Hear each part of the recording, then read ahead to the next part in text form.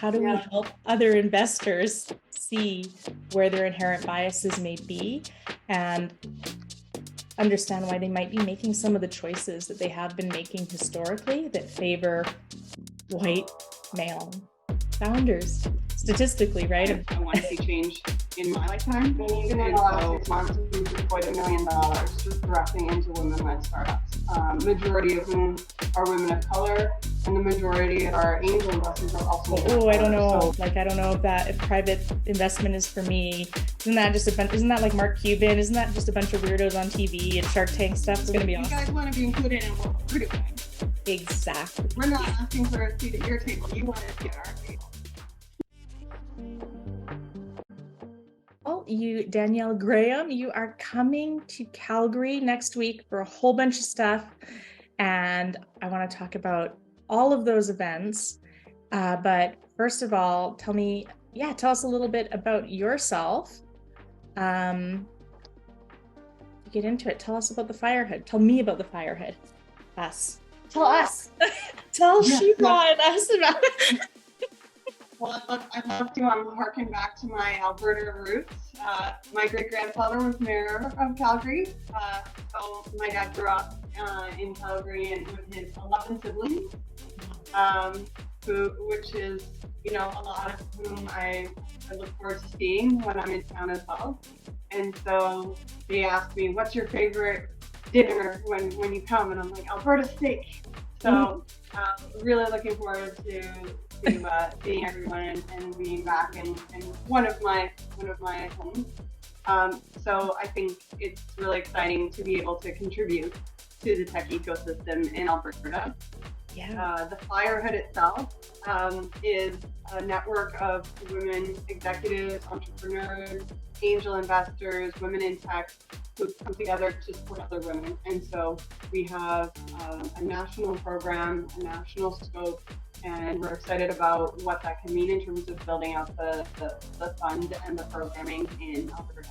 And tell me a little bit about the funds themselves and what you have accomplished over the last few years here. Yeah, even in the last 6 months, we've deployed $1 million directly into women-led startups. Majority of whom are women of color, and the majority of our angel investors are also women of color. So finding those intersectional approaches and connections, super valuable and a massive gap in Canada still to this day. A lot of what we kind of kicked off with were engagements at tech festivals. And so we would hear from founders who were pitching to us, maybe we were in Montreal, maybe we were in Toronto or Ottawa, but we're hearing from founders all over the country. And so we've actually invested in companies in Edmonton and Alberta who have been on the national stage at these conferences.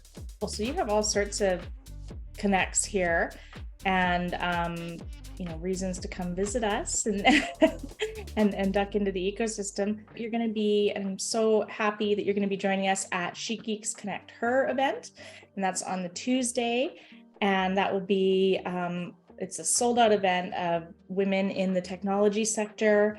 We're going to be doing a ton of kind of learning around DEI in the workplace, diversity, and how it is being impacted, quite frankly, by the recession and the layoffs. And I think we all know that as soon as budgets are cut, unfortunately, a lot of the diversity measures and positive things that are happening in large companies seem to kind of fall to the wayside.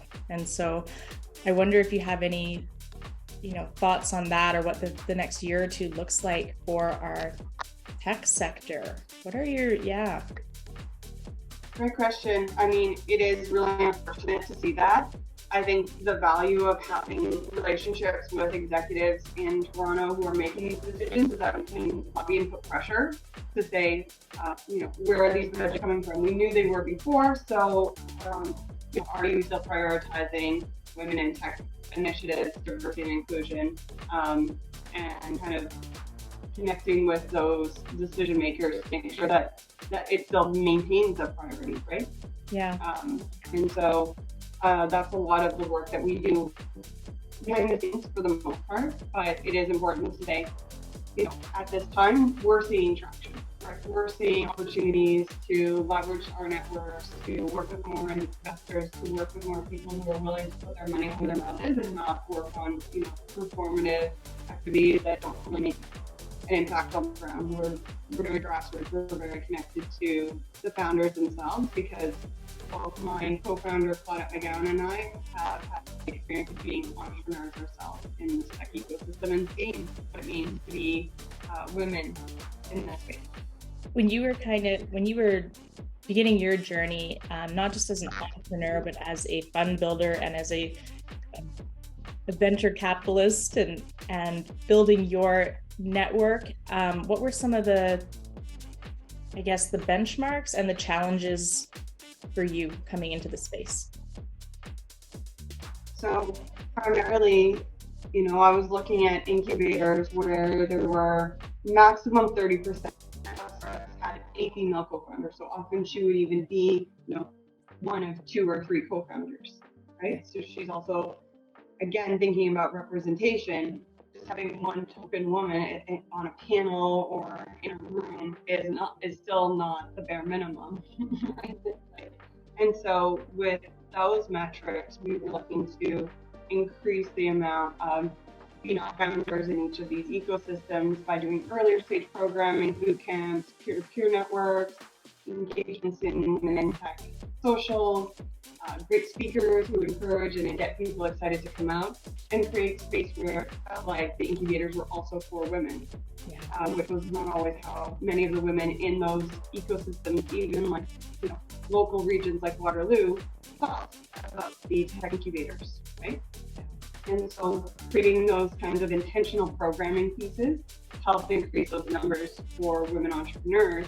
But then, great, they're in the programs, they're raising capital. Now they go to the angel networks to pitch, and they have an entire audience of men.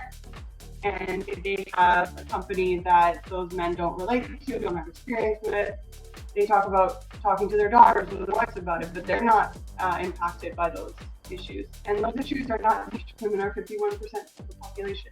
And we're in a great market. Spend a lot of money in those markets. So it's pretty good. And so what we were doing then was looking at initiatives for the angel network. So we would do Women Invest Today, like initiatives, and then She-Boot in Ottawa, and York Women Invest. And so there were these types of initiatives, but with the Firehood, because we were so intentionally focused on women, and we also had massive networks in Toronto, we were able to leverage those to start building out an investment model that actually brings in corporate executives from banks, from consulting firms, from women who have had IPOs or exits of their own, and are able to work closely with the founders and provide a lot of strategic, smart money support. So it's about building networks and community and education around what what is best business sense, never mind what's the right thing to do. And I know that the big drive for you to come out here, and we're excited, is for you to speak at Valhalla's first summit for early stage investment. So you will be part of a wonderful group of venture capitalists, private offices, family firms, angels, founders, all part of the Canadian technology and startup ecosystem. And this entire summit is about demystifying that early stage investment asset class, which is something that is a little bit new, I will say, for Alberta. Valhalla has a legacy within our province and region, but we're now seeing all these new funds popping up, amazing funds that are they are focused on early stage. And so I think that one of the things that you're talking about that really resonates with me when it comes to making the space more open and accepting and welcoming, whether you're, a female or somebody who doesn't look like the normal investor, and to come into the space, is that early stage aspect, because early stage investment in itself is focused on those who traditionally are not seen or heard by the larger VC community. And yeah, when you go out there and you're talking to people and you are trying to get them excited about the potential of investing in this asset class and investing in entrepreneurs and investing in technology, and people kind of look at you and go, oh, I don't know, if private investment is for me. Isn't that like Mark Cuban? Isn't that just a bunch of weirdos on TV and Shark Tank stuff? But what do you say to them? Ooh, good question. Yeah, I mean, it certainly depends on the person, right? You want to connect with them and what resonates with them. So is there a reason that we connected, right? Maybe they spoke at a conference about diversity and inclusion. Maybe they are in the tech space in some capacity. Maybe they've spoken about how they want to support women entrepreneurs. Maybe they're just looking for investment opportunities in a broad way and they're looking to build their portfolio. And so when it comes to early stage investing, there's unlimited upside, right? There's also a lot of risk. So how do you balance that risk and where do you start? And so that's where I think just some educational pieces help alleviate a lot of those fears and concerns, knowing that they're, getting great access to great deals. And when they start to see the deals, when they've seen like what we will do is we'll introduce them to 50 to 100 companies, right?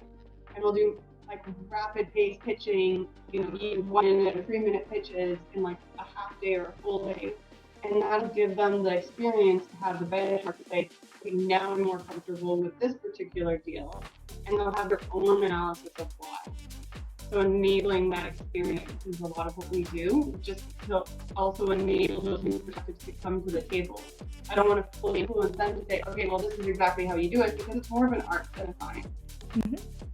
I feel like people like yourself and a lot of the funds that we have in Calgary are democratizing this asset class for people, and I'm excited about that. For myself, I started sort of becoming interested in this asset class probably a couple years ago, and it was part of my my own journey and my own career in terms of what I do, which is operating PR and storytelling agency and consultancy within primarily the tech sector, and looking around and seeing the funding challenges people were having and the startup challenges, and as well wanting to diversify my own portfolio. But I was so nervous to even kind of dip my toe into this asset class, because I thought you had to be somebody who had hundreds of millions of dollars and you had $3 million at the ready, and I just thought, this is just not my scene. Like I would never, that's not where I am in my life. And I'm finding that I think a lot of people think of this asset class like this. They think of it as kind of like the ivory tower. And so for myself, I was able to start working with Metiquity Ventures, 2 wonderful guys in Calgary who have founded this pre-seed early stage microfund. So I've been working with them for the past year. I'm now an investor in their fund, but they have just taught me so much about this asset class and the risk factor, and how much of your portfolio, if you're going to do this, should you be investing. Don't let anybody pressure you into this asset class. It's been a mind-blowing experience for me. And through that process, now I'm, able to work with Valhalla as well. I'm meeting people like yourself. I sort of know you through the women in tech sort of ecosystem as well, and the technology ecosystem. I'd heard of you, I think, a while ago through Chic. But it's funny how everything kind of comes together. And I just wonder how much. Yes. No, I completely agree. I think that's why it needs to be such an experience for people, right? Like you have your journey and other people will have theirs. And it can be seen as an ivory tower, but then also I think part of my journey was, first of all, my experience as a founder, right? That's way more risky than leveraging capital for a bunch and time for a bunch of companies, right? At least you're leveraging your risk. While as founders are all in on one idea, right? And that time is of value too.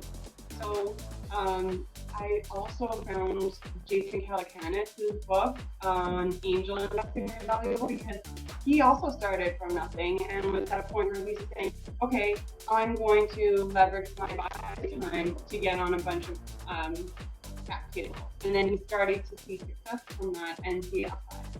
So I completely agree that it can be seen that way, that it can be extremely risky, and there's ways to test it and have like a softer entry to, experiencing it with smaller tasks or maybe, retail investing, equity crowdsourcing opportunities where you put in smaller amounts and then see what you're good at investing in and what you're predicting, and then take, more educated bets. Investors, firms, venture capitalists, angels tend to have a sort of a reputation for coming into companies and investing in them and taking ownership. Like there is a bit of a stigma around the sector as well in terms of being predatory. And so, when you're faced with that, sort of how do you go about bringing founders in, onboarding startups? And are there startups that you look at and you say, like, I would love to invest in you, but you know what, you have an operational business. Like, don't let somebody come in here and take a piece of it. Just work hard for several years and you're going to end up doing really well. Like, not everybody needs pre-seed or any, right? We kind of, sometimes in tech ecosystems, I think everybody thinks they need to go out for VC funding. And is that true? Well, it was funny because it was actually a hallmark of the Fierce Founders programs that I founded at Communitech, where our first panel would be VCs that would discourage taking VC capital. And the founders are like, what? I never heard this before. And so we would integrate relationship building into the program where it's like, okay, you start with, don't only be focused on this. Think about non-dilutive funding. Think about what your business model is. Is it venture grade? Is this relevant? You're starting to know these investors and you're having conversations. Then we did a full one-on-one with all of them too, so you got to know them better and you understood what they were looking for. And then at the end, there were more office hours and in deeper dives and judging the pitch competition.